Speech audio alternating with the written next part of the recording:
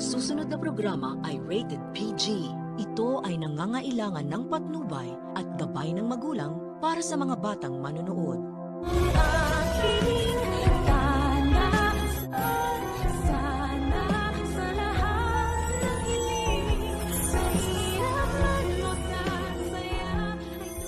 Matapos maipamukha ni Carlos kay RJ na wala daw itong kwentang ama kay Zoe, ay kinumpronta niya naman si Annalyn at tinanong ito kung bakit daw ba ayaw niyang tantanan ang kapatid niya at gigil na gigil daw ito kay Zoe. Sagot naman ni Annalyn na gusto niya lang naman daw kasi talagang malaman kung ano ang tunay na nangyari sa lolo Pepe nila. Ngunit ito namang kumag na si Carlos ay bumuwelta na naman na mukhang hindi daw yun ang purpose ng batang doktora.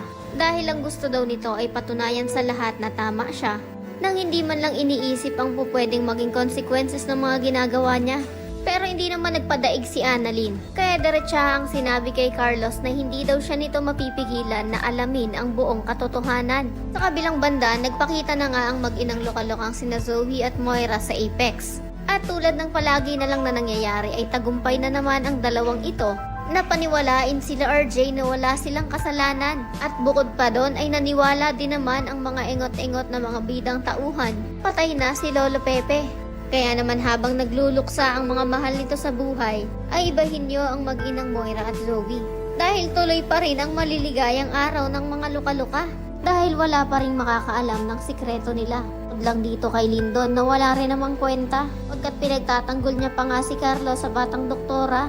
Samantala, itong si Lynette ay mukhang tatangkain pa yatang manyakin ng isang holdupper pagkat sinubukan na nga nitong hawakan ang mukha ng nanay ng batang doktora. Ngunit hindi naman siya inurungan ni Lynette kaya't pinagsasampal niya nga ang manyakis. Sakto rin naman dahil nakita na ni Harry ang papel na nasa bulsa niya na inilagay ni Lynette na may nakasulat na help. Kaya mas mabilis pa siya sa alas 4 na nakabalik sa bahay ni Carlos. Ngunit dahil mag-isa na lang siya at ang mga armadong lalaki ay dalawa, ano naman kaya ang laban nitong binatilyong ito?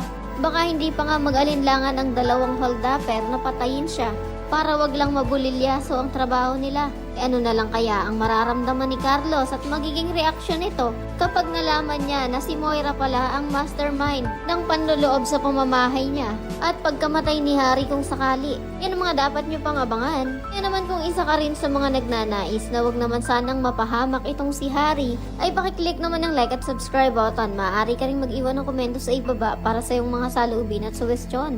Maraming salamat sa iyong panonood.